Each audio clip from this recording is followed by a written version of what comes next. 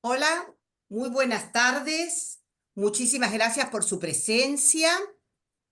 Hoy damos comienzo a este ciclo que tendrá lugar en 6 charlas que llevaremos a cabo a través del Colegio de Abogados de San Isidro y organizadas por el Instituto de Derecho Civil, en razón de cumplirse 10 años de la entrada en vigencia del Código Civil y Comercial de la Nación.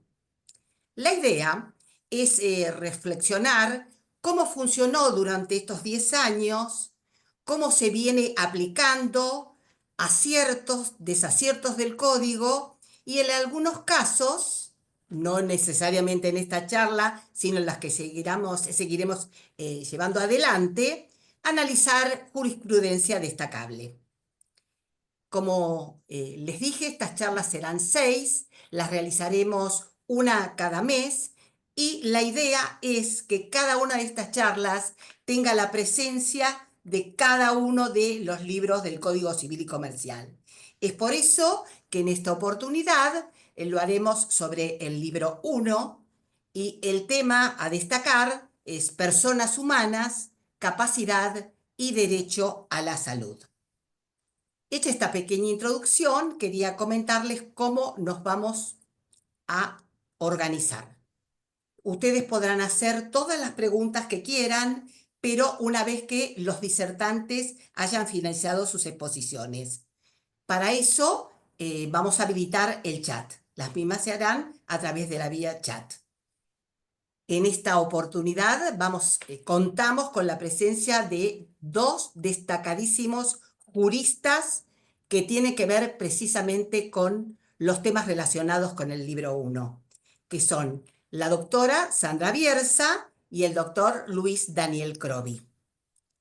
En primer lugar, teniendo en cuenta el tema del cual va a hablar el doctor Crovi, que es el régimen de capacidad de las personas humanas, es que le hemos cedido el primer lugar, dejando a la dama para el segundo lugar.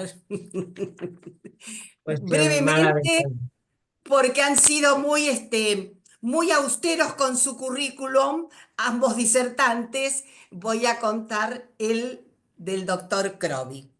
El doctor Crovi es doctor en Ciencias Jurídicas y Sociales, profesor titular de cátedra en la Facultad de Derecho de la UBA, director de carrera en la Universidad de Palermo, miembro del Instituto de Derecho Civil de la Academia Nacional de Derecho y de la Asociación Argentina de Derecho Comparado. Además, es director de la revista Jurisprudencia Argentina que dicta el grupo Thomson Reuters. Doctor Crovi, le damos la palabra. Bueno, ¿qué tal? Buenas tardes a todos y a todas. Es un gusto estar aquí otra vez en el Colegio de Abogados de San Isidro. Muchísimas gracias al Instituto por la invitación. Y bueno, como dice ahí el título de la primera diapositiva que ustedes tienen en pantalla, vamos a analizar el régimen de capacidad de las personas humanas a 10 años del Código Civil y Comercial de la Nación. Y en realidad, marcar esto de los 10 años del Código por empezar, resulta llamativo lo estábamos conversando fuera de la clase o fuera de la charla esta con los organizadores, porque bueno, todavía tenemos fresco, supongo que a Sandra Bierba le pasará lo mismo, nuestras recorridas dando las charlas cuando se sancionó el código, y parece que hubiera sido ayer. Pero han pasado 10 años. Ahora, 10 años en la vida de un código es muy poco tiempo. O sea, quiero decir con esto que en realidad, pese a que el código tiene 10 años de vigencia, o está por cumplir 10 años de vigencia, eh, en realidad todavía está en etapa de implementación. Y esto es porque, digamos, todavía en muchos temas no tenemos jurisprudencia consolidada sobre esto. Y esto es lo que sucede en materia de capacidad de las personas humanas, por ejemplo, tema que vamos a resaltar hoy algunos aspectos. ¿M? Tal vez sea porque siguiendo alguna, digamos, recomendación de las jornadas nacionales, recuerdo las jornadas nacionales que se hicieron apenas se sancionó el código en el 2015 en Bahía Blanca, en la Comisión 1, una de las recomendaciones de la Comisión 1 fue evitar la judicialización en materia de, por ejemplo, derechos de los menores y conflictos entre los menores y los padres en función, digamos, de las nuevas disposiciones del Código, sobre todo el artículo 26. Lo cierto es que hay cuestiones sobre las cuales todavía no hay jurisprudencia, ¿m? Pero vamos a tratar de hacer un breve análisis. Yo creo que la mayoría, algunos de los que me estarán escuchando, habrán estudiado con el Código Civil y Comercial, perdón, con el Código Civil anterior. ¿M? Es por eso que yo quiero partir desde aquí, para saber qué teníamos antes del código actual y qué es lo que tenemos ahora en cuanto al esquema en materia de capacidad. ¿M? Porque en realidad en el código de Vélez, la persona era fundamentalmente considerada como un elemento de la relación jurídica. Acuérdense, mire, yo hace nada más que 40 años que enseño Derecho Civil Parte General, ¿no? Pero la materia básicamente, desde que la crearon, digamos, en la Facultad de Derecho, los profesores Paz Colbert allá por principios del siglo pasado, básicamente se dedica al estudio de los elementos de la relación jurídica, ¿no? Sujeto, objeto y causa. Pero la persona dentro de esa relación jurídica en el Código de Vélez era vista como acreedora-deudora, o sea, como integrante de una relación jurídica de carácter patrimonial o como integrante de una relación jurídica familiar. ¿M? La capacidad, que es nuestro tema, estaba fundamentalmente enfocada a ese aspecto, o sea, relacionada fundamentalmente con las situaciones obligacionales o los contratos o con las relaciones de familia. Y el discernimiento. ¿Mm? Acuérdense que, bueno, sigue siendo, por supuesto, un elemento, era en el código anterior simplemente un elemento de los actos voluntarios, o sea, discernimiento, intención y libertad, elementos del acto voluntario que servían para dirimir la responsabilidad en materia de actos ilícitos, o sea, determinar, digamos, si las personas tenían responsabilidad filial. ¿Qué es lo que introdujo el código en estos aspectos? ¿Qué cambio introdujo? Bueno, la persona ya no es solamente un elemento de la relación jurídica patrimonial, sino que es un sujeto el cual merece fundamentalmente respeto a su autodeterminación y, por supuesto, también a su protección. La capacidad no está enfocada solamente a relaciones patrimoniales, sino que, como vamos a ver, hoy en día se introduce el concepto de competencia o capacidad progresiva para lo que tienen que ver con las relaciones extrapatrimoniales. Y el discernimiento ya no es solamente un elemento del acto voluntario, o no se considera el discernimiento solamente desde el aspecto, digamos, de su integrante del acto voluntario, sino que se toma el discernimiento también para ampliar la capacidad de obrar. O sea, el discernimiento, digamos, o el grado de madurez, por ejemplo, en materia de menores, es un parámetro para ampliar la capacidad en materia de las personas. Esta era la clasificación, ¿se acuerdan que teníamos en el código anterior?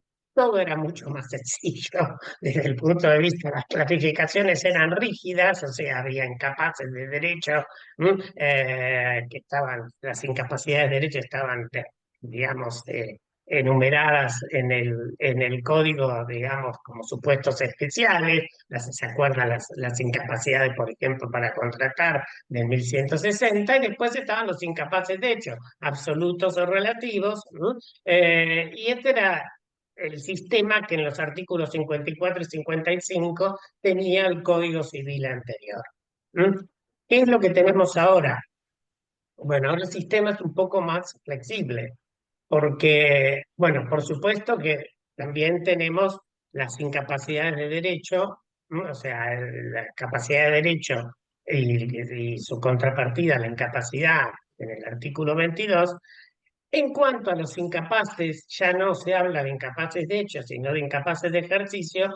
Yo diría que hay solo una categoría que es rígida, que es la de la persona por nacer, porque después las otras dos categorías que menciona el código eh, están por un lado los menores y los adolescentes, y por el otro lado el código menciona aquellos que no cuentan con edad y grado de madurez suficiente. O sea que deja un amplio margen ahí como para, digamos, para establecer de manera más amplia la capacidad de los menores de edad. Y por otro lado, bueno, tenemos, digamos, dentro de los incapaces de ejercicio a las personas restringidas en su capacidad y como un supuesto especial aquellos que son incapaces. ¿Cuál fue el motivo del cambio este? Que por supuesto yo en otras charlas hacía toda una referencia a las leyes anteriores porque el código no surgió de la nada, no fue una revelación divina, digamos, fue producto de una sana evolución que se fue dando en nuestra jurisprudencia, pero ¿a partir de qué? Fundamentalmente a partir de la recepción de los tratados internacionales en la Constitución de 1994. O sea, y de la jerarquía constitucional que se ha dado a los tratados de derechos humanos. En nuestro tema, la Convención de los Derechos del Niño de 1989, ratificada por nuestro país en el año 1990, y la Convención sobre las Personas con Discapacidad del año 2006, que obtuvo jerarquía constitucional por ley en el año 2014.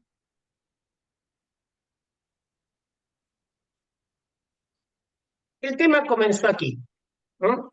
El código recepta el principio de la capacidad progresiva, principio que viene desde la bioética con el concepto de competencia, ¿no? Eh, el antecedente del sistema del código y del sistema de competencia como ampliación de la capacidad tiene como antecedente principal en el derecho anglosajón este caso Gillett, ¿no? Victoria Gillett tenía 5 hijas adolescentes y se opuso a que ellas recibieran educación sobre métodos anticonceptivos. Bueno, luego de distintas etapas, el caso llega a la Cámara de Honores y en el año 1985 y la Cámara de Honores resuelve que sus hijas adolescentes eran competentes para recibir esos tratamientos. Es por eso que a partir de allí se empezó a hablar en el derecho anglosajón de la competencia en los términos del caso Gillett. Y este fue el antecedente, digamos, de nuestro concepto de capacidad progresiva recogido en el código. Capacidad progresiva que en el código, como sistema, convive con el sistema de capacidad que nosotros ya conocíamos del Código Civil. Digo esto porque es importante señalarlo. En el código a veces se interpreta mal, pero recuerden que la incapacidad en el código, para los que, digamos, estudiaron con el Código Civil anterior, no era un castigo, sino era una forma de protección, sobre todo relativa a los aspectos patrimoniales de las personas menores de edad y aquellas que sufrían algún padecimiento mental que no le impedían dirigir su persona y eventualmente administrar sus bienes. La capacidad progresiva convive con ese sistema, ¿no? Pero es un principio, es una noción que, como viene del caso Gillett, está reservada en principio para derechos de carácter no patrimonial, para el ejercicio de derechos de carácter no patrimonial. Por supuesto que esta concepción de la capacidad progresiva abandona aquel sistema rígido de capaces e incapaces que veíamos antes en el sistema del Código Civil y se va hacia un sistema donde la capacidad se gradúa conforme la decisión a tomar y las consecuencias que tiene esa decisión. O sea, y se toma como parámetro para determinar esto no solamente un parámetro etario rígido, sino el grado concreto de madurez y discernimiento de determinadas personas. En nuestro Código Civil se mantiene el sistema que le distingue entre los menores de edad, por supuesto, y personas mayores. La mayoría de edad, bueno, ya desde antes del código, de la sanción del código, se establece a partir de los 18 años, y el código introduce una categoría que es la de adolescentes a partir de los 13 años, eh, y sienta un principio en el artículo 26 que es importante señalarlo porque en principio el menor actúa a través de sus representantes. Pero dice el código, si uno lo lee rápido, puede dar lugar a algún tipo de confusión. Dice, el menor actúa por su representante, pero si cuenta con grado de madurez suficiente, podrá realizar los actos que le son permitidos por la ley y participar de las decisiones sobre su persona. Parecería ser, si uno lee rápido el código, que basta que tenga madurez suficiente para que le sea permitido la realización de cualquier tipo de actos. Pero ustedes fíjense que si uno lee detenidamente, y por eso está puesto ahí, resaltado, ¿para qué actos le son permitidos y se considera el parámetro de madurez suficiente? Para aquellos actos que le son permitidos por ley.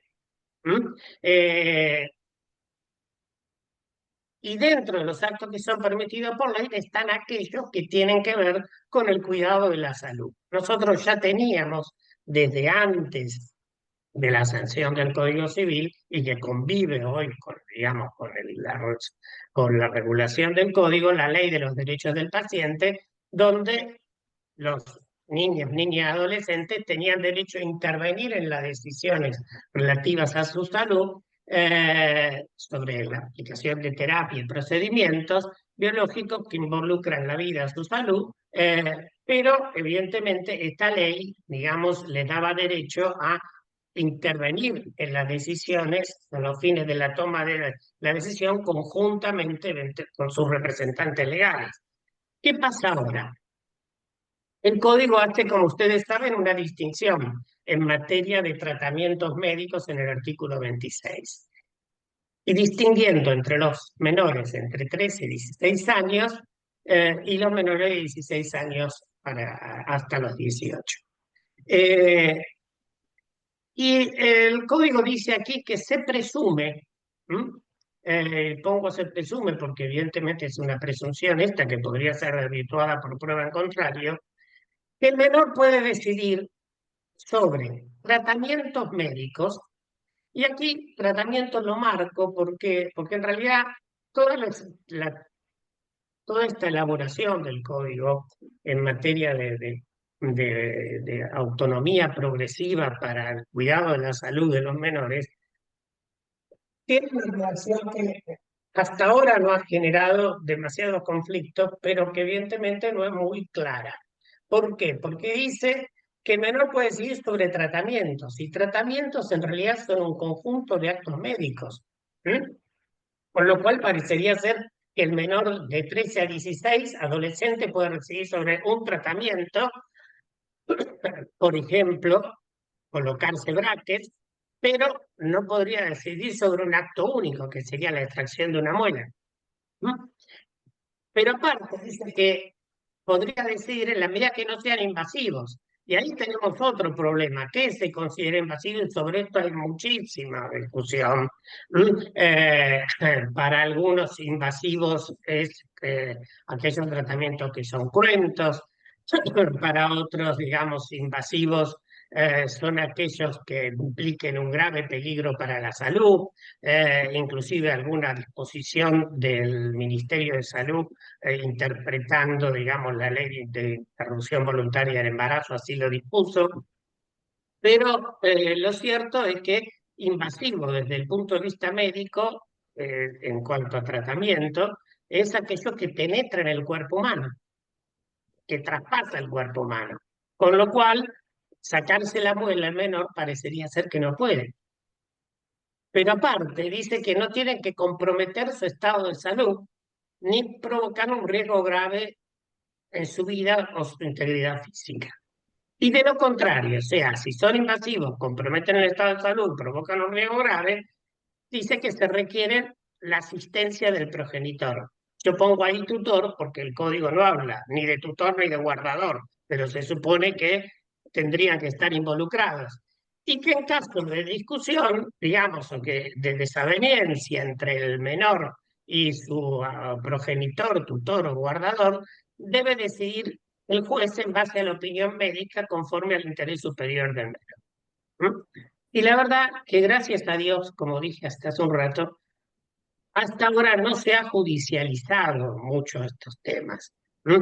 Porque la realidad de todos los que me están escuchando, supongo, más de uno será padre o habrá tenido alguna vez algún episodio con un hijo adolescente y uno sabe que si a un hijo le pasa cualquier cosa, uno sale corriendo y llega hasta donde sea. Pero pongamos esta idea, yo siempre lo cito como ejemplo, un chico de 14 de años, perdón, de 13 o 14 o 15 años que esté jugando a rugby, fractura expuesta. El día anterior estuvo jugando a los videos, viendo una película y se siente un superhéroe. Llegamos al lugar donde lo están atendiendo al chico, porque los padres siempre llegamos, y el chico dice, el médico dice, hay que operarlo, el chico dice, no me quiero operar. Sábado a las 4 de la tarde, ¿qué hacemos? Vamos a buscar al comité de bioética para que nos dé una opinión o alguien tiene que decidir ahí. ¿Mm? Y este es el tema que no resuelve el código. ¿Mm? Gracias a Dios, por supuesto, siguen existiendo la ley de los pacientes que establece que en caso de grave riesgo, digamos, el médico puede actuar, pero lo cierto es que esto incita a la judicialización y esto, a mi criterio, debería haberse evitado. En cuanto a los mayores de 16, el código dice que se consideran adultos para las decisiones atinentes a su propio cuerpo. ¿Mm? Y en realidad, esto significa que se consideran adultos para cualquier decisión relativa a su salud o solo lo que tiene que ver con el cuidado de su cuerpo. ¿Mm?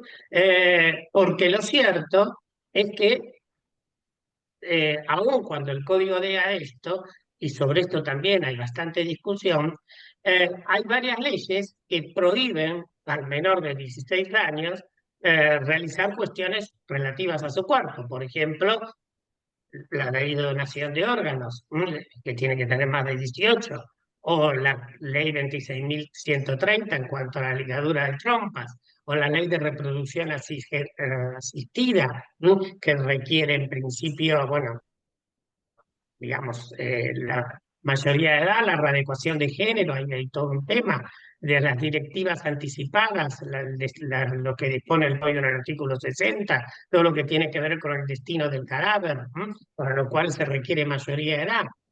Este es un tema que ha sido arduamente discutido en doctrina.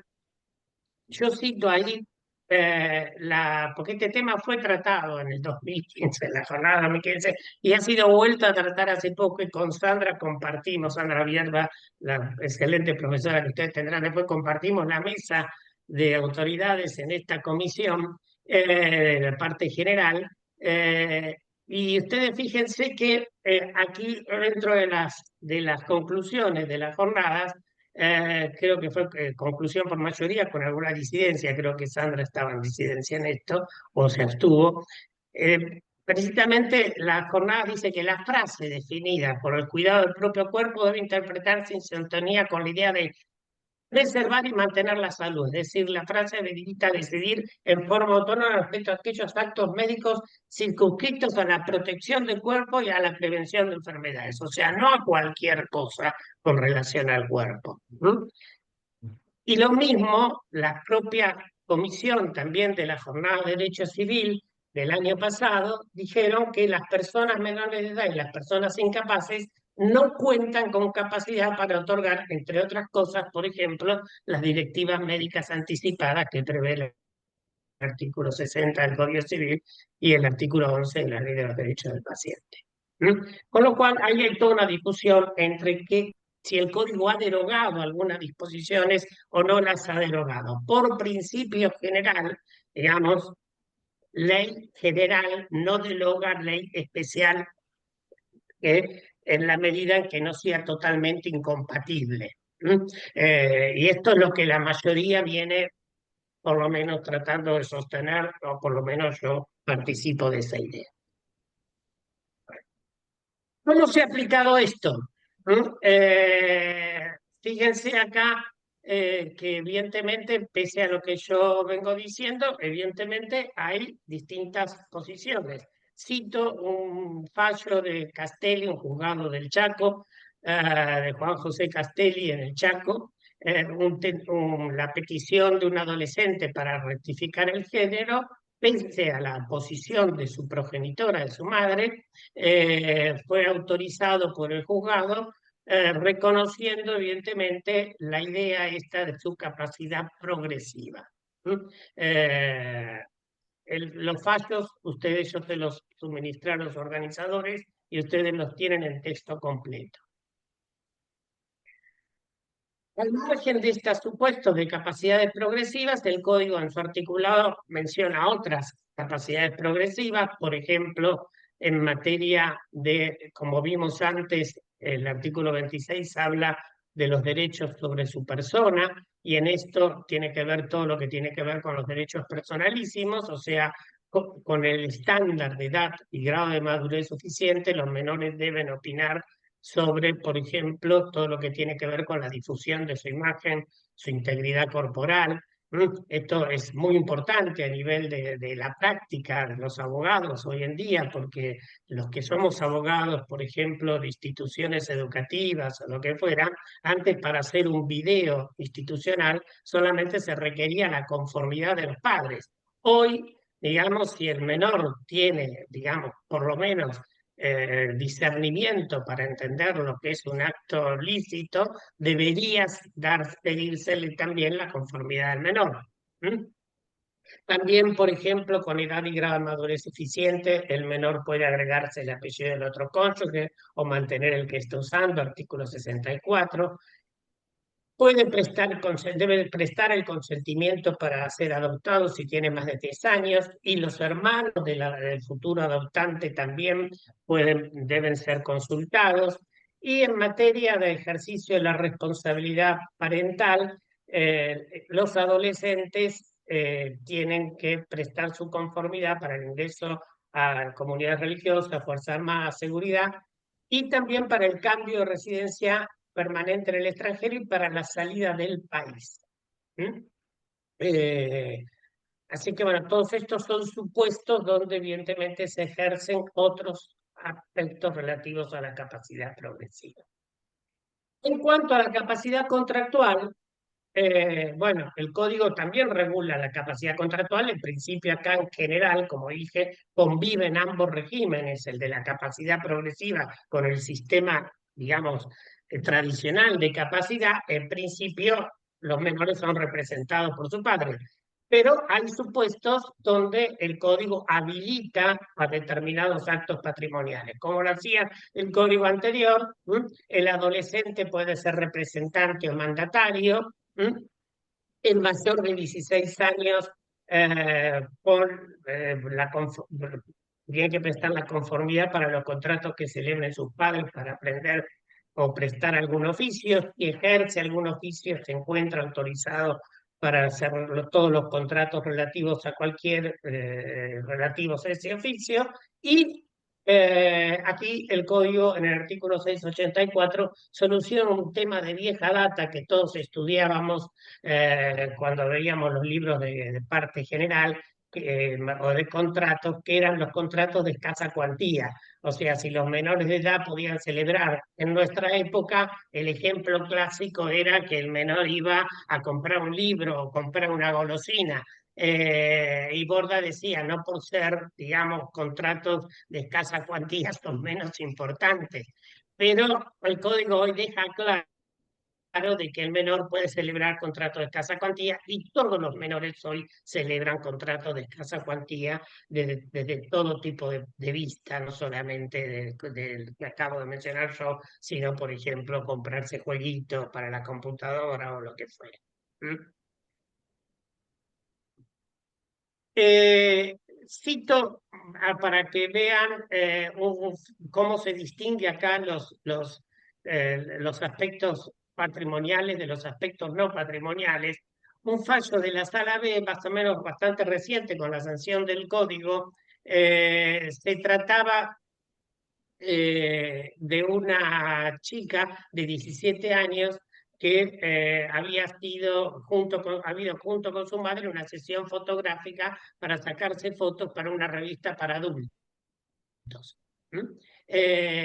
Y después se inicia una demanda de daños y perjuicios contra la editora de esta revista, y acá la sala desde la Cámara Nacional Civil, aclara que, porque lo que sostenía la demandada, era que la menor tenía capacidad progresiva en función del nuevo código para celebrar para realizar ese acto. Y acá, evidentemente, la sala distingue claramente que la capacidad que da el artículo 26 del código relativo a las decisiones atinentes a su cuerpo es inaplicable a los vínculos comerciales o laborales.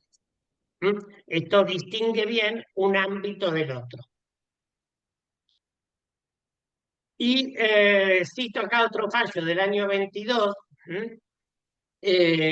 donde se presenta una menor de 17 años a pedir que le permitan cobrar a ella la asignación universal por hijo, porque la cobraba su madre, pero su madre no le brindaba asistencia desde el punto de vista patrimonial, y esta menor evidentemente se presenta a solicitar con una medida cautelar en un juzgado contencioso administrativo, y el juzgado contencioso administrativo resuelve que en función de la progresividad de los derechos y la madurez de la menor, ella puede válidamente ejercer este derecho, que es un derecho de carácter patrimonial. Como ven, cito ambos casos para que ustedes vean que este tema aún genera algún tipo de confusión en cuanto a la ampliación de la capacidad de los menores en función del concepto de capacidad progresiva para determinados actos que no son extrapatrimoniales, sino que tienen carácter patrimonial. En cuanto a la emancipación, bueno, evidentemente hoy solo tenemos emancipación por matrimonio, y el código ahí distingue entre los mayores de 16 años que se pueden, digamos, emancipar con autorización de sus padres, y los menores de 16 que requieren dispensa judicial. Ambos van a tener las mismas limitaciones que tenía el código anterior en cuanto a los actos que pueden hacer en los artículos 28 y 29. Pero aparte existen otras limitaciones. ¿Por qué? Porque no pueden elegir otro régimen patrimonial de matrimonio que no sea el régimen de comunidad de bienes, y no pueden hacerse donaciones en convenciones matrimoniales. Hasta aquí lo de los menores, que es evidentemente estamos tratando de hacer un muy breve resumen. ¿Qué pasa con la capacidad de las personas humanas en cuanto a la salud mental? ¿Qué establece el código? Bueno, el código aquí toma partido por uno de estos tres modelos tradicionales que hubo en materia de discapacidad. ¿Mm? El modelo más primitivo, que era el modelo de prescindencia, donde la discapacidad se tomaba casi como un castigo divino, o sea, las vidas de las personas con discapacidad o que tenían alguna malformación prácticamente no tenían sentido, de modo que se las trataba de apartar cuando no desechar. El modelo rehabilitador, que pareció una superación de este primitivo modelo, decía que sostenía que las causas de la discapacidad eran siempre médicas o científicas y que lo que había que hacer era rehabilitar para eliminar esas diferencias con el resto de la sociedad. El modelo social, evidentemente, lo que busca es eliminar las barreras para tratar de incluir a las personas con discapacidad, lejos de excluirla, y sostiene que la mayoría de las causales de discapacidad son de tipo social, o sea, que es la sociedad la que debe adaptarse a esas diferencias que produce la discapacidad y no al revés. En el Código Civil que nosotros teníamos antes, bueno, la distinción era muy clara. Había dementes, sordomudos, incapaces, ambos eran incapaces absolutos, estaban sujetos a la representación del curador. Por otro lado, estaban los inhabilitados del 152 bis que requerían asistencia, y la prueba, digamos, era esencialmente la prueba médica psiquiátrica. Y aquí Doctora, existía una visión, sí. discúlpeme que lo interrumpa, pero tenemos que ir redondeando para darle la palabra después a la doctora Bierza. Perfecto, voy a tratar entonces de acelerar. Gracias. No sabía cuánto tenía, cuánto tengo, porque Y empecé -10, por eso pensé que tenía un poquito más. Bueno, no importa, no, no mucho. no importa, bueno, ok. Bueno, este código tenía esta visión tradicional, que era asistir a la persona para sus actos jurídicos y evitar que provoquen un daño para sí o para terceros. El modelo actual del Código Civil es en función digamos, de adoptar este modelo social, ir hacia a mayor respeto hacia la libertad y la dignidad de las personas, privilegiar su mayor participación y graduar el ejercicio de los derechos también de acuerdo a su grado concreto de discernimiento. El código adopta la Convención de los Derechos de las Personas con Discapacidad, y todos esos aspectos que pongo yo ahí surgen del artículo 31. No los voy a mencionar en función del tiempo, solamente señalo que evidentemente aquí el tema deja de ser un tema exclusivamente médico y pasa a ser en principio un tema interdisciplinario, tratado de manera interdisciplinaria, y que las limitaciones a la capacidad siempre van a ser, y las limitaciones a la libertad ambulatoria también siempre van a ser de carácter excepcional.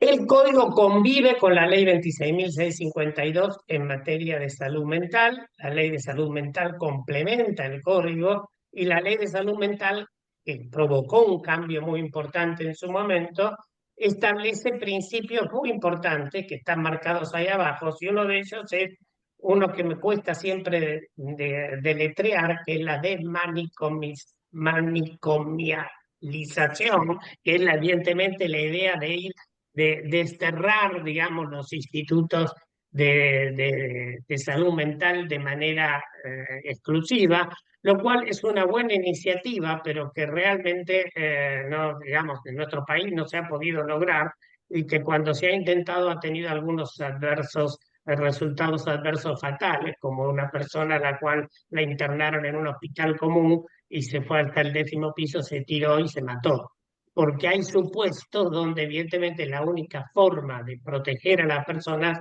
es aislarlas, por más que los fundamentalistas, perdón, del modelo social consideren que esto es discriminatorio, ¿no? Pero es la única forma de protegerlo. La idea es ir hacia un abordaje interdisciplinario y la revisión de la sentencia, como lo establece la ley y el código, cada 3 años. Les cito, hay unos fallos que ustedes van a tener en términos en texto completo, perdón, donde evidentemente se reafirma esta idea del modelo social de la capacidad, y acá se trataba de una persona que evidentemente tenía una dolencia que era crónica, pero que evidentemente podía desarrollar su vida en relación más o menos de forma autónoma. Entonces, digamos, lo que sostiene la sala acá es que la cronicidad de esa dolencia no significa la idea de que había que mantener a esta persona, estaba inhabilitada por el 152 bis y se la rehabilita.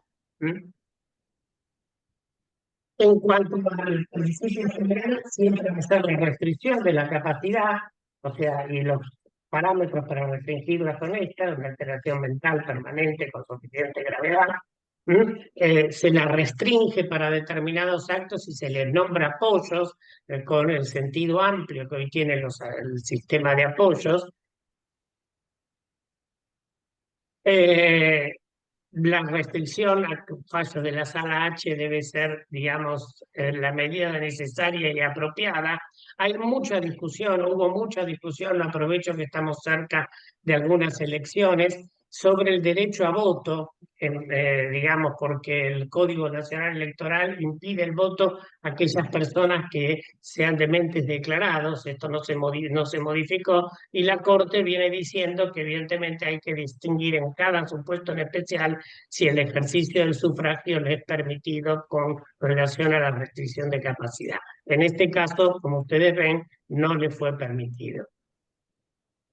Y este sí es un tema importante que no puedo dejar de señalar pese al tiempo, que es que el supuesto de excepción en el código es declarar la incapacidad total de la persona.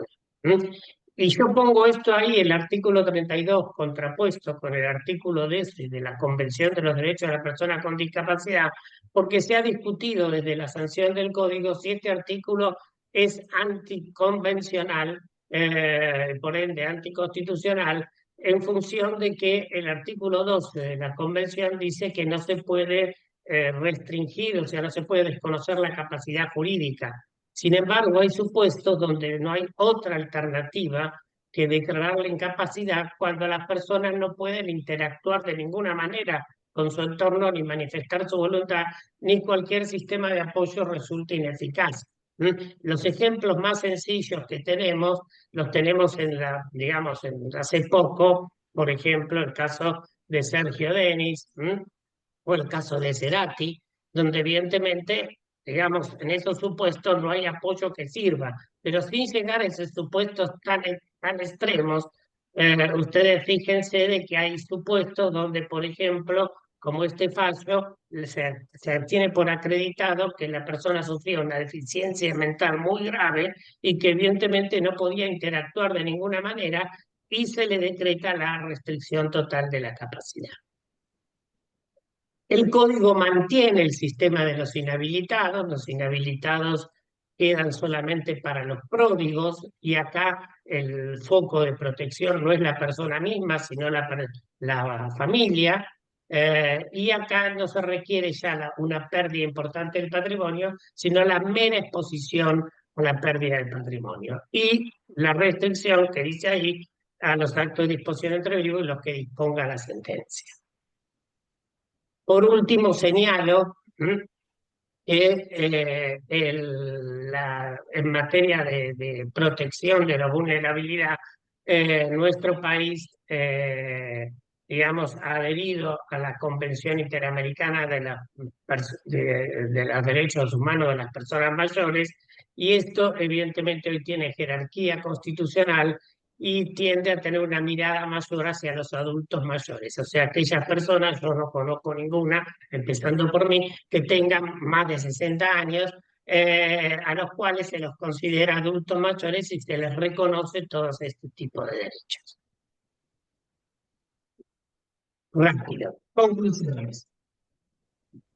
El régimen de capacidad, entonces, es una de las reformas más importantes. Yo diría que en materia de persona, en realidad, tanto persona humana como persona jurídica, el Código ha incorporado reformas muy importantes. La capacidad progresiva es esencialmente un sistema que protege la autodeterminación de las personas, pero enfocado fundamentalmente al aspecto extrapatrimonial, como lo dije. El Código en este punto todavía sigue en etapa de implementación. De hecho, no, como dije, no hay mucha jurisprudencia consolidada sobre el tema. Y el régimen actual, por supuesto, tiene en mira el respeto de los derechos de las personas más vulnerables, por eso ha ido ampliando su protección, digamos, de manera más generalizada, inclusive con esta mirada hacia los adultos mayores. Bueno, señores, hasta aquí todo. Lo que sigue es simplemente decirles que si quieren más información, y esto es simplemente un chivo, aquí la podrán conseguir. Ha sido un gusto estar aquí y bueno, muchas gracias de vuelta por la invitación y espero, Sandra, que no te haya quitado demasiado tiempo. Disculpas mil. Bueno, muchísimas gracias, doctor Crovi, pero realmente fue muy profunda su exposición. Ahora sí le damos paso a la doctora Sandra Bierza, que, conforme su currículum brevísimo, es directora del Instituto de Salud del CASI, profesora titular de Obligaciones Civiles y Comerciales de la Facultad de Derecho de la UBA, doctora en Derecho Privado e investigadora de la UBA, integró la Comisión de Bioética del Código Civil y Comercial de la Nación, es miembro del Instituto de Derecho Civil de la Academia Nacional de Derecho y Ciencias Sociales, abogada en ejercicio, especialista en salud, responsabilidad civil profesional y seguros. Te damos la palabra, Sandra. Muchas gracias por la invitación, a Cristina, a Miriam, a Fulvio. Un placer compartir el espacio con Daniel y muchísimas gracias a quienes hoy nos escuchan. Yo me voy a referir al derecho personalísimo a la salud. Y antes que nada, volver sobre una conceptualización de los derechos personalísimos, la que elaboró hace tantos años y tan magistralmente Santos y Fuentes, como derechos subjetivos, privados, innatos y vitalicios, que tienen por objeto manifestaciones interiores de la persona y que por estas características de ser inherentes, extrapatrimoniales y necesarios, solo pueden transmitirse de manera parcial y no absoluta.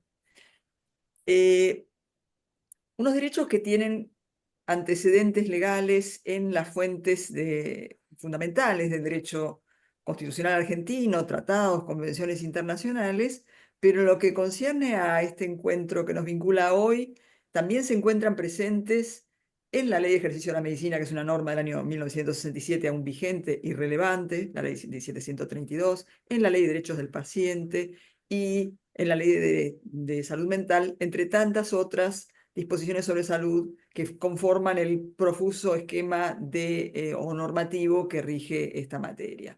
Por supuesto, también estos derechos personalísimos tienen antecedentes en la ley civil, por ejemplo, el artículo 1071 bis, y en el anteproyecto de los doctores Cifuentes y Rivera del año, bueno, y otras reformas o otros proyectos de reforma al Código Civil y Comercial de la Nación, como el del año 1998. Hay una discusión en la doctrina acerca de si los derechos personalísimos podrían identificarse completamente con el concepto de derechos humanos, y tal vez unos con traducción en el ámbito público, constitucional, y los otros, los que hoy me llevan a esta presentación, con el derecho privado. Pero, por ejemplo, en palabras de Tobías, los derechos humanos tendrían, digamos, serían compatibles con un entorno más diverso, sería un mayor número de derechos humanos, y a su vez, para su consagración, habría que tener una calidad especial, como ser niño, mujer, jubilado, etcétera, cuestión que no asiste a los derechos personalísimos como rasgo esencial.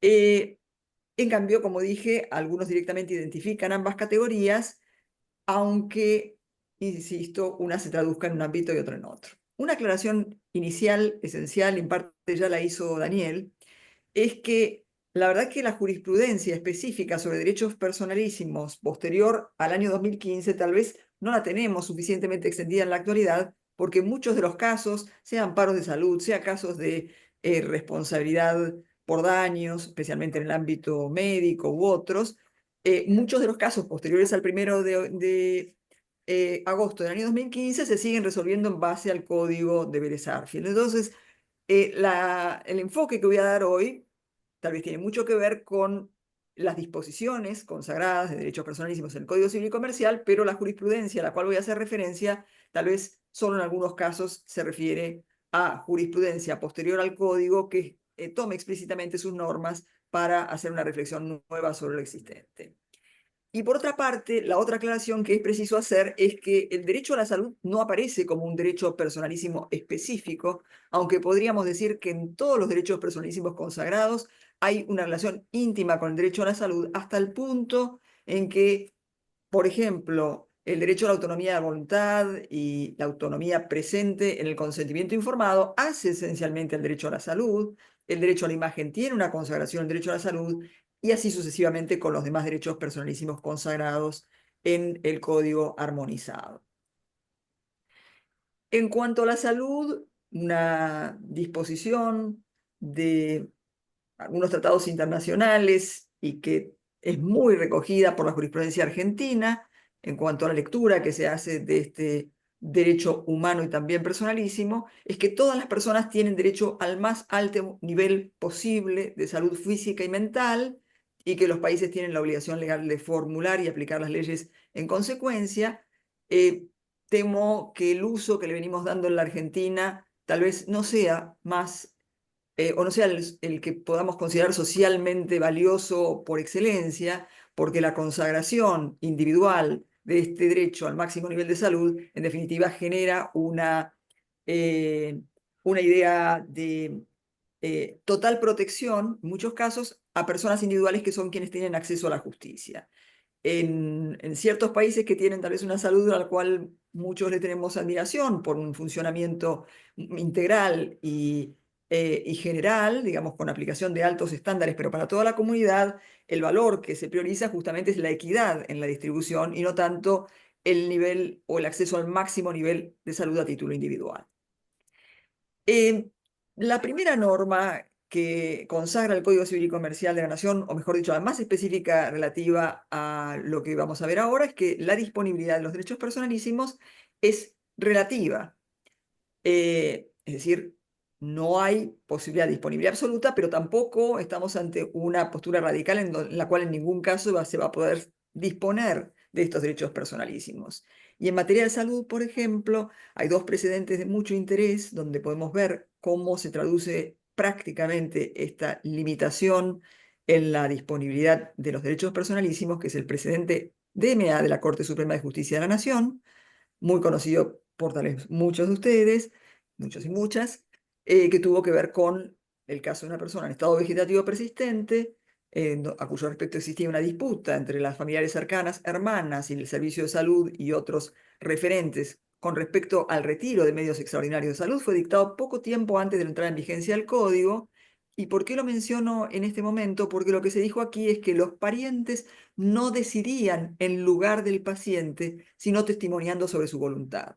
Es decir, no se consideraba delegado ese derecho a decidir sobre el fin de la vida en los parientes, sino que estaban las hermanas en este caso para reflejar cuál había sido la verdadera convicción de este señor de apellido D sobre qué hacer si se presentaban situaciones como las que en efecto se presentaron, y lo que hicieron ellas fue testimoniar sobre el hecho de que él, muchos años antes y cuando todavía tenía una vida inteligente, había accedido a una revista del Reader's Digest, había leído una referencia al caso Quinlan y había dicho: si yo estoy en esta situación en el futuro, por favor no quiero que me hagan lo que le están haciendo a esta persona. Y esto justamente habla de esa disponibilidad relativa, no se consideró delegado en las hermanas ese derecho a decidir. Y en este caso, que también tomo como simbólicamente relevante, el caso MJA resuelto por el Supremo Tribunal de Río Negro en el caso 2018, uno de los varios casos de intento de utilización de material genético, concretamente semen, para generar una paternidad en quien ya no podía tomar esa decisión porque había quedado en estado vegetativo persistente, o sea, sí había autorizado el congelamiento de su material genético, sí lo habría hecho, según la interpretación del tribunal, para el supuesto de no poder concebir, pero no para un supuesto de no poder concebir ni poder ser padre de manera plena, porque al llegar el momento de la decisión ya estaba en estado vegetativo persistente, donde se dijo que este evento que había provocado un quiebre en la forma de vivir del donante no justificaba que justamente la decisión fuera tomada por su cónyuge y se produjera la técnica de reproducción humana asistida y se concibiera un niño, porque ser padre no es lo mismo que ser padre en estado vegetativo persistente, entonces no se consideró extendido ese consentimiento informado dado en otra etapa de la vida de este paciente. La dignidad humana como el gran derecho personalísimo consagrado por el Código Civil y Comercial de la Nación, con una gran cantidad de antecedentes en la normativa de derechos humanos internacional que aquí se cita, y con una definición, aunque yo soy de las personas que piensan que este concepto de dignidad es un poco difícil de determinar, de marcar sus bordes, pero esta definición magistral de Aida Gemmelmacher, de Carlucci y Nora Lloveras, con respecto a este concepto, la dignidad humana implica el respeto al ser humano en su condición de único e irrepetible, para lo cual deberán tenerse en cuenta los estándares y conversiones de la cultura y la comunidad en la que la persona se encuentra, siempre que no violenten lo humano irreductible. Me pareció fantástica hasta que llegamos a la era de la digitalización y la inteligencia artificial, que me hace volver sobre el concepto y pensar qué sería lo humano irreductible en estos tiempos. Una pregunta para la cual todavía no tengo respuesta. Pero sin duda, eje de los derechos humanos y de los derechos personalísimos, paraguas respecto de todos los más, en palabras de Salvador Vergel, y un derecho personalísimo que tiene una larga tradición. Ya apareció en el caso Cereán, el caso que abrió las puertas al divorcio en la República Argentina, donde justamente la posibilidad de satisfacer las necesidades de las personas de manera amplia y, digamos, una posibilidad que por otra parte se consideró que este derecho a poner fin a un matrimonio que ya no, sus integrantes no querían seguir adelante, no hacía una vida sana, la dignidad justamente como uno de los derechos que habría justificado la consagración del divorcio en este fallo de la Corte Suprema de Justicia, que fue puntapié de la legislación en la materia. Y el caso DMA que ya cité, justamente la dignidad humana como fundamento para el retiro de los medios extraordinarios de sostén de la vida, que luego fueron incorporados a la Ley de Muerte Digna, que modificó la Ley de Derechos del Paciente, y transcriptos textualmente en el artículo 59 del Código Civil y Comercial de la Nación. También la dignidad humana en estos tiempos, aunque sin referencia al Código Civil y Comercial de la Nación, pero anclada en el derecho internacional de los derechos humanos, tan profuso, para consagrar, por ejemplo, un amparo que revocó una sentencia que había rechazado la afiliación de una persona adulta mayor, reconociendo justamente que la preservación de la salud y la integridad psicofísica, que debía respetarse específicamente en este colectivo vulnerable, se vinculaba con el derecho personalísimo a la dignidad y, por supuesto, a la salud, porque se trataba de su afiliación a una financiadora de servicios de salud. La dignidad humana también en la jurisprudencia de la Corte Interamericana de Derechos Humanos, en casos como Niños de la Calle, donde se dijo no solo privar de la vida, cometer un homicidio, significa afectar, digamos, atentar contra la vida de las personas, sino privarlas del derecho a vivir con dignidad también hace a ese deber del Estado que justamente justifica o le obliga a tomar medidas positivas de prevención, y más relacionado aún con la salud del caso María, donde una jovencita de escasos recursos y embarazada había sido prácticamente recluida y privada del ejercicio de su maternidad. Bueno, nuevamente la idea de dignidad y una denegación de dignidad como derecho personalísimo vinculado a la salud y a la maternidad en este caso, presentes en la jurisprudencia de la Corte Internacional de Derechos Humanos. Un caso paradigmático resuelto por el Comité Intérprete del Pacto Internacional de Derechos Civiles y Políticos, el caso Wackenheim, donde apareció una tensión entre lo que podía ser el derecho a trabajar, reclamado por el actor, que era una persona de baja estatura y que participaba de esta tremenda actividad que por suerte en nuestro país entiendo que es desconocida, que se conocía como lanzamiento de enanos, como diversión en las discotecas de países del primer mundo, y la persona que participaba de esa actividad diciendo, yo estoy ejerciendo legítimamente mi trabajo, quiero ser protegido en esta opción, y cuando los distintos tribunales y comités, en este caso intérpretes del conflicto que se dirimió entre distintos, digamos, estados de la República Francesa y el actor que pretendía seguir trabajando, el derecho nuevamente a la dignidad aparece como fundamento para no aceptar la continuación de este tipo de actividades por considerarse contrarias al orden público y al derecho personalísimo mencionado, teniéndose en cuenta en el expediente que no se había probado que la actividad practicada, o mejor dicho, que las pruebas del expediente no demostraban que el evento prohibido tuviera una naturaleza que perturbara, entre otras cuestiones, la salud. Sin embargo, la dignidad afectada y la decisión que comento. En las afectaciones a la dignidad que concretamente reconoce el Código Civil y Comercial de la Nación, en el artículo 52, se incluyen otros derechos personalísimos, como el derecho a la intimidad personal y familiar, consagrado por el Código también en materia de reconocimiento de daños en estos casos, el derecho a la honra y a la reputación, a la imagen, para la cual tenemos una norma específica, es el artículo 53, y el derecho a la identidad.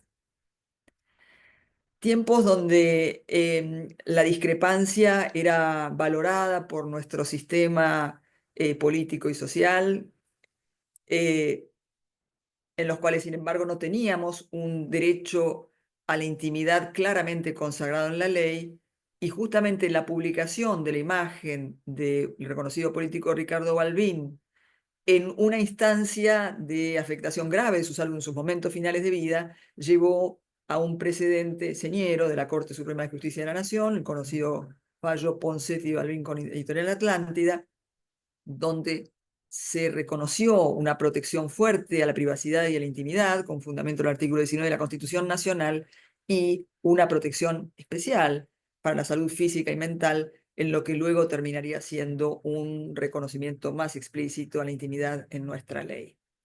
Y viniendo a la actualidad casi, año 2021, el famoso presidente Vávrica con República Checa, dictado por el Tribunal Europeo de Derechos Humanos, se juzgaba la adecuación de una norma de la República Checa que a los niños cuyas familias decidían no vacunar en la temprana infancia por vacunas del calendario tradicional, es decir, enfermedades prevenibles por vacunación en la época de COVID, pero sin interesar la vacunación contra el COVID, había una disposición en la ley de este país que impedía a los niños no vacunados asistir al jardín de infantes e imponía multas a sus progenitores.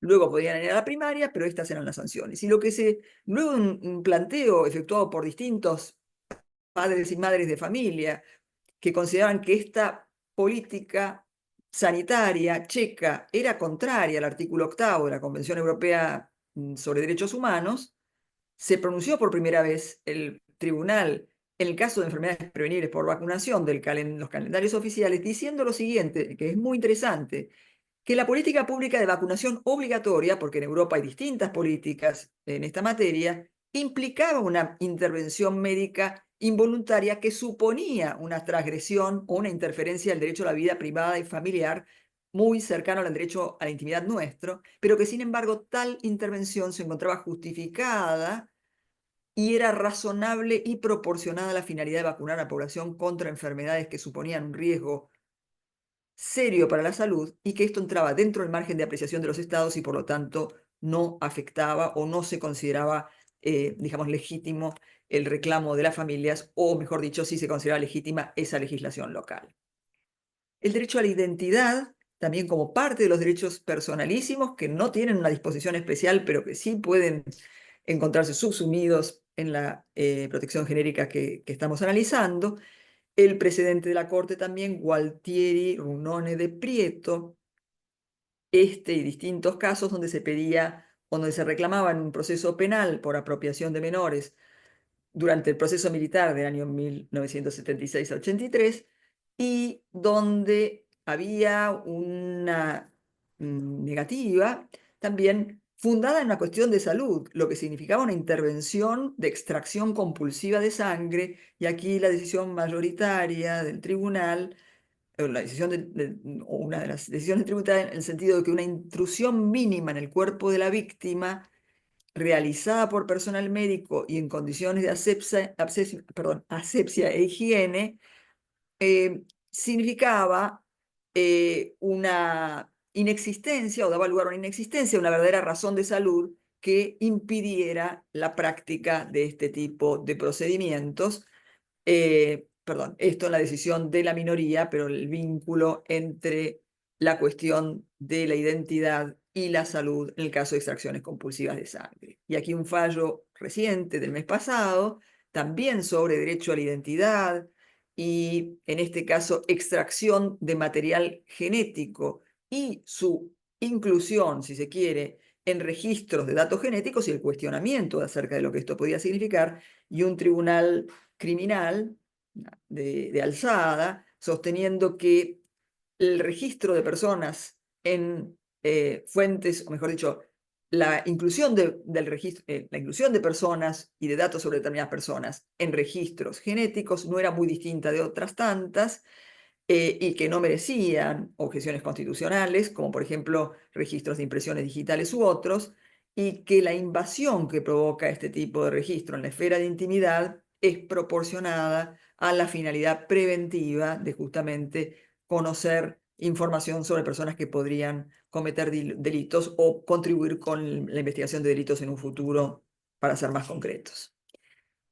Otro caso interesante sobre derecho a la identidad reciente, y donde sí hubo una referencia concreta a la modificación del Código Civil y Comercial, donde ante un reclamo colectivo, un tribunal de primera instancia ordenó arbitrar los medios necesarios para la certificación y registro, de tal modo de tornar operativas las exigencias del Código Civil y Comercial de la Nación y de las reglamentaciones consecuentes, de contar con la posibilidad de conservar a nivel público los datos de identidad de personas concebidas por técnicas de reproducción humana asistida, lo cual es de mucha importancia por cuanto la normativa que obliga a su conservación, en principio, lo hace en términos de concebir un término de prescripción para los casos de mala praxis médica y las dificultades de, digamos, de conservación de determinados soportes.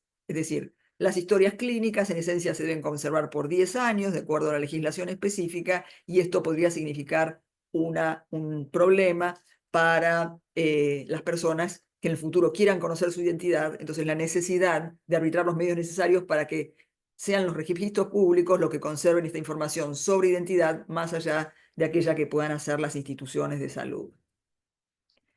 Bueno, el derecho a la imagen, tan relevante en la sociedad actual, tan omnipresente, esta imagen que es más imperativa que la escritura, en palabras de Roland Barthes, y un derecho que es reconocido en forma autónoma en una serie de constituciones modernas, pero que nosotros incluimos de manera explícita y bien regulada por primera vez, tal vez en el artículo 53 del Código Civil y Comercial de la Nación. Este interesante precedente, muy cercano a la disposición del artículo 53, el caso de la Flor Cabrera con España, también resuelto por el Tribunal Europeo de Derechos Humanos en el año 2014, un abogado que había sido víctima de un accidente de tránsito mientras manejaba su motocicleta, se le toman imágenes, perdón, había sido víctima de un accidente de tránsito y había alegado estrés postraumático en la causa de daños que inició.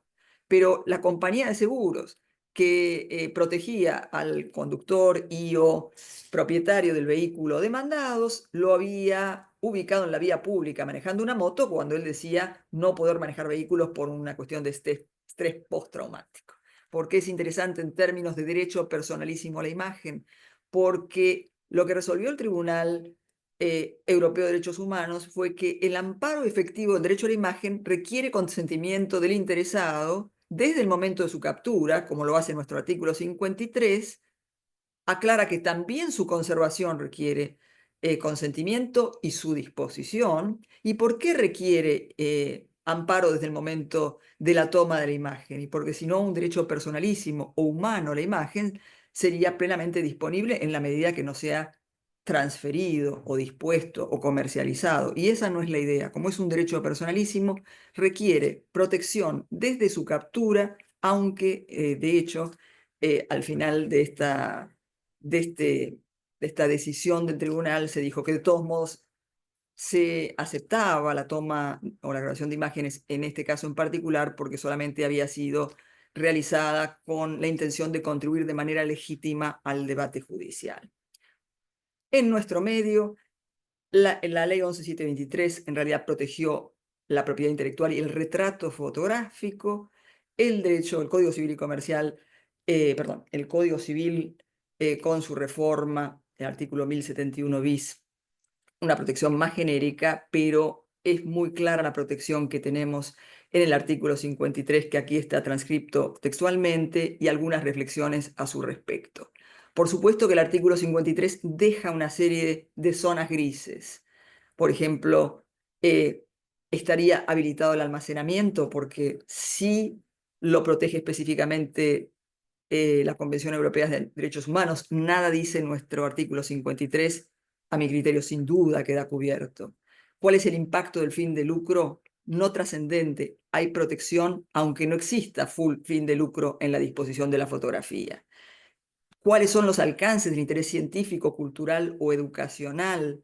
Bueno, algunas sentencias, una de la Corte Argentina, otra de un tribunal escocés de la época del virus HIV, haciendo esta distinción tan interesante de que aquello que es interesante para el público no necesariamente hace al interés público, que en realidad hace un concepto, si se quiere, simbólico, objetivo, social, y que tiene que ver con aquellos intereses que son caros a una comunidad determinada.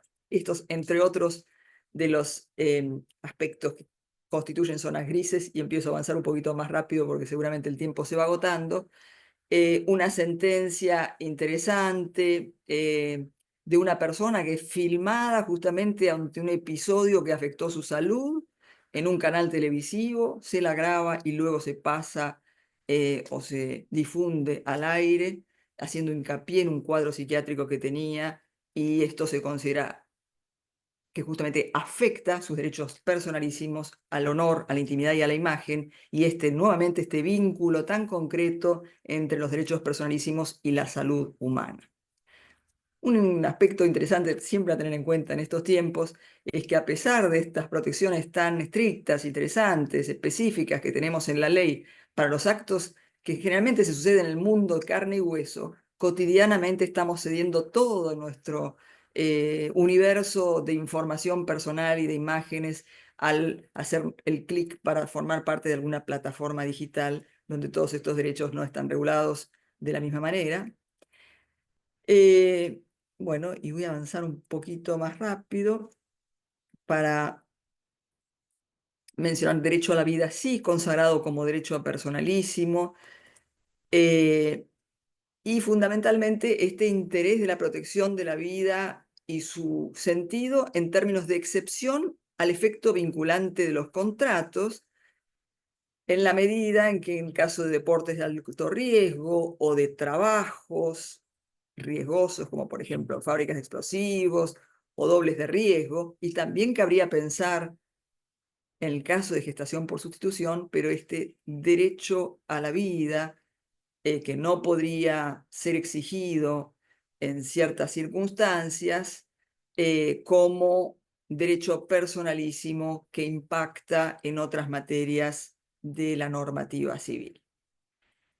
El derecho a la integridad, también limitados, prohibidos, los actos de disposición sobre el propio cuerpo, con una incidencia muy interesante en materia de trasplantes de órganos. Y interesante también mencionar que hay dos posiciones en lo que hace al derecho a la integridad y a la disposición de partes del cuerpo humano en el mundo en cuanto al tratamiento de este tema.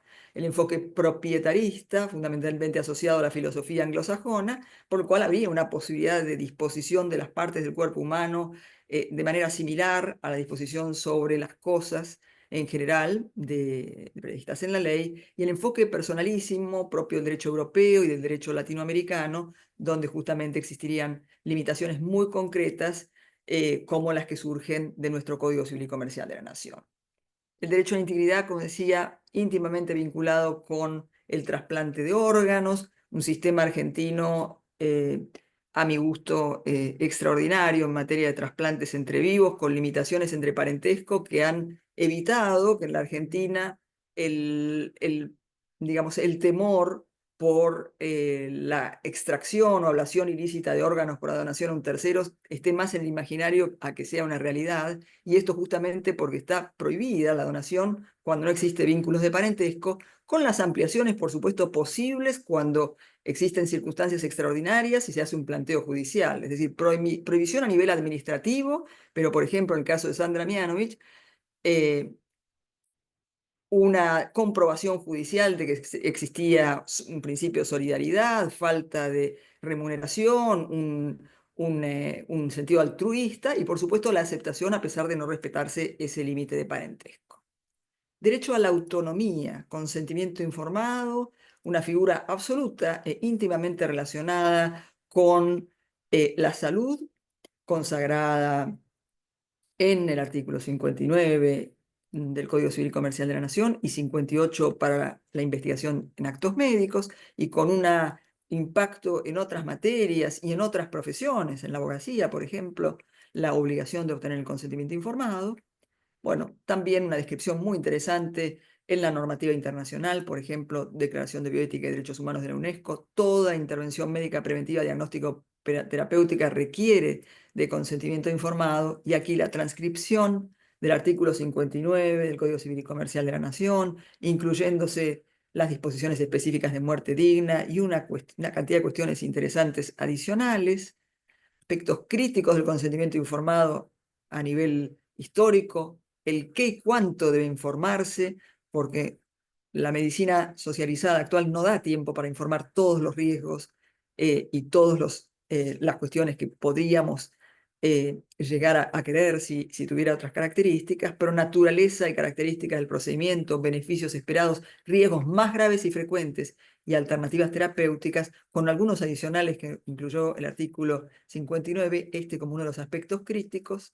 Otro aspecto crítico, consentimiento informado no se identifica con formulario de consentimiento informado, y esto fue dicho como conclusión específica de las últimas Jornadas Nacionales de Derecho Civil, sino que idealmente es un proceso que, por supuesto, cuanto más formal sea, menor posibilidad de conflicto en caso de judicialización, pero que en realidad hace un proceso y muchas veces se instrumenta por otras vías como registros en las historias clínicas. Y capacidad para consentir, distinta de la competencia decisoria en materia de salud. No me voy a extender después de la clarísima exposición que al respecto hizo Daniel Crovi. Y otros aspectos críticos, cuáles serían las excepciones al consentimiento informado, que son más acotadas en la Ley de Ejercicio de la Medicina y el Código Civil y Comercial que las planteadas por la doctrina en la jurisprudencia, donde aparece, por ejemplo, el privilegio terapéutico, que si después nos quedan unos minutos podremos discutir un poquito más al respecto. Y algunos fallos de jurisprudencia sobre el tema, uno reciente, donde se menciona el artículo 59 del Código Civil y Comercial de la Nación, y es muy interesante para esta materia porque justamente se hizo una distinción entre aquello que es, o entre lo que sería la obligación principal del profesional, por ejemplo, diagnosticar, prescribir medicamentos, etc., y lo que es informar, estableciéndose que el daño derivado de la culpa médica es distinto al perjuicio producido por la materialización de un riesgo previsible no informado justamente por falta de consentimiento informado. Y bueno, y en este caso, más allá de lo que se decidió, se habló de esta clara relación entre el artículo 59 del Código Civil y Comercial de la Nación con los derechos personalísimos y la salud en particular. Y aquí una sentencia también interesante, anterior a la entrada en vigencia del Código Civil y Comercial de la Nación, pero sobre consentimiento informado, de un tribunal de San Isidro, donde se concluyó algo también muy interesante, que es que con independencia de probarse o no la existencia de consentimiento informado, siempre hay que pensar en la relación de causalidad adecuada entre la falta de consentimiento informado y el daño, porque podría haber una falta de consentimiento informado específico y sin embargo esto no dar lugar a responsabilidad civil si no existe esa cuestión de la causalidad adecuada. Bueno, fenómenos modernos ya para ir cerrando de los derechos personalísimos y la salud en su contexto, caso IB con Bolivia, Corte Interamericana de Derechos Humanos, declarando la responsabilidad del Estado Plurinacional de Bolivia justamente por una ligadura de trompas a una paciente, una ligadura inconsulta.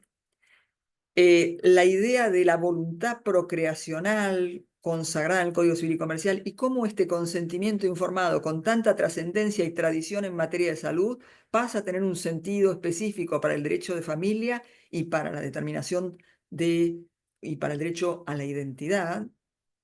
Bueno, nos hemos referido ya a este caso, y también como institución moderna de la salud y muy vinculada a nuestra legislación todavía no consagrada en el Código Civil y Comercial, donde solo se reconoció un derecho a la muerte digna, pero la eutanasia avanzando en la legislación comparada con un fallo de la Corte Constitucional Ecuatoriana del año pasado, en un caso de esclerosis lateral amiotrófica, y aceptándose en tal circunstancia la eutanasia activa, siguiendo el modelo de Colombia y con tantos otros países de Europa y Oceanía que lo reconocen, y en la Argentina una serie de proyectos de muerte digna que no han sido ley todavía.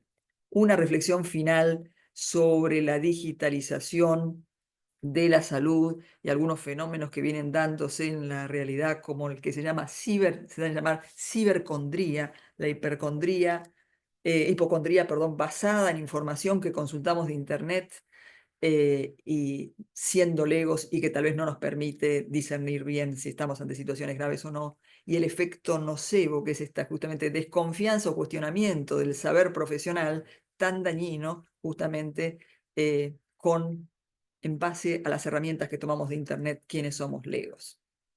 Algunas referencias, por ejemplo, al derecho personalísimo a la salud, vinculadas con el consentimiento informado, tanto en las Jornadas Nacionales de Mendoza, llamándose a precisar los alcances del consentimiento informado en la prestación de servicios a distancia, y en las últimas jornadas el consentimiento informado fue central, así que una variedad de disposiciones o de conclusiones a revisar con más tiempo, pero vinculadas sin duda al derecho personalísimo a la salud.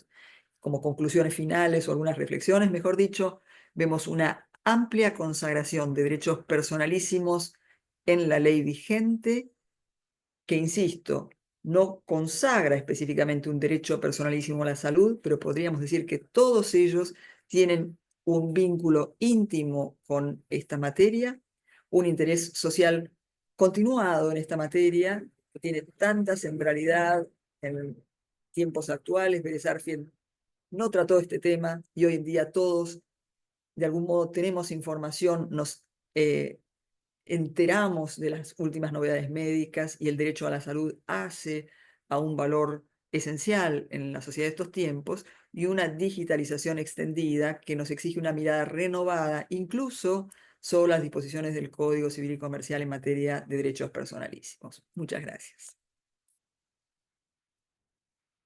Perdón por correr, pero entendí que Pero el tiempo... igualmente, Sandra, muy profundas las dos charlas. Por eso hemos habilitado el chat para preguntas y no sé si los hemos dejado sorprendidos, pero no hay preguntas. Mientras no haya preguntas, me meto yo. Bueno, Regio, muy bien. Adelante, Fulvio. Con permiso, ¿qué tal? Santarelli, un pasante. Bueno, antes que nada, gracias, Dani, Sandra, por participar. Y creo que de la exposición de ambos queda en esto que estamos tratando a 10 años del código, queda por lo menos claro que hay temas que fueron controvertidos frente a la letra de la ley, como todo el régimen de capacidad que muy bien puntualizó Daniel, y que por suerte no trajeron controversias. O sea que, bueno, parece ser que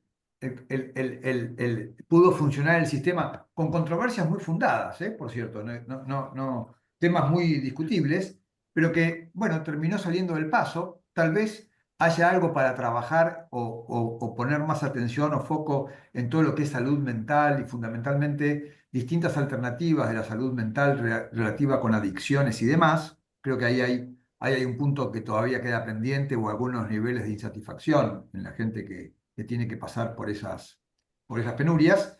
Y un sistema que se consolida, que creo que podríamos decir lo que dio cuenta Sandra en su exposición con el sistema digamos, todo el sistema de protección a los derechos personalísimos. Como también muy bien dio cuenta la exposición de Sandra, ayudada un poco por la jurisprudencia regional, digamos, de los tribunales de defensa de los derechos humanos, o sea, por el derecho internacional de los derechos humanos, en una suerte de una estrategia de doble tenaza, ¿no? Por un lado, la normativa internacional de derechos humanos y por otro lado, el Código Civil y Comercial. Pero me parece que ahí hay algo que podríamos decirlo está en plena consolidación. También, si nos ponemos tal vez a hilar más fino, seguramente encontremos muchas asignaturas pendientes. Sandra la dejó picando frente al arco el tema del consentimiento informado en materia de derecho a la salud y, en todo caso, una reglamentación de algunos derechos personalísimos en donde podríamos decir, para algunas opiniones, en principio pareció que el Código Civil y Comercial fue medio tacaño, por lo menos si lo comparamos con un precedente que mencionó Sandra también, que es el anteproyecto Rivera Cifuentes, pero al final del día creo que es una dinámica, si la miramos un poquito más a la distancia, es una dinámica jurídica en consolidación. Así que me parece que las dos exposiciones fueron muy elocuentes de un estado de situación a 10 años del Código Civil y Comercial, y creo que, bueno, no me cabe más que felicitarlos y sumarme a los saludos y felicitaciones que están recibiendo en el chat. Así que gracias Dani, gracias Sandra, dos, bueno, muy amigos y muy allegados de la casa, dos autores de lujo, así que muy amable, gracias por compartir con nosotros sus reflexiones. Bueno, quiero agregarles que realmente preguntas no tenemos. Todas son felicitaciones para ustedes dos. Así que no nos queda más que decirles gracias por sus exposiciones. Y les recuerdo a todos los presentes, como les dije que estas charlas las íbamos a llevar a cabo una vez por mes, que la próxima, que va a tener que ver con el libro 2 de Derecho de Familia, se realizará el próximo 26 de junio. Y será coordinada juntamente con el Instituto de Derecho Civil. Y coordinará el evento la doctora Escusería. Pero, otra sorpresita. Vamos a sacar algo de la galera. Vamos a hacer una jornada extraordinaria el próximo 22 de junio sobre inteligencia artificial dirigida a profesionales, que la dará el doctor Mariano Esper. Así que también esperamos contar con la presencia de todos ustedes. No los entretenemos más. Muchas gracias. Gracias por su presencia nuevamente, por no abandonarnos. Esto es pertenecer y hasta la próxima reunión.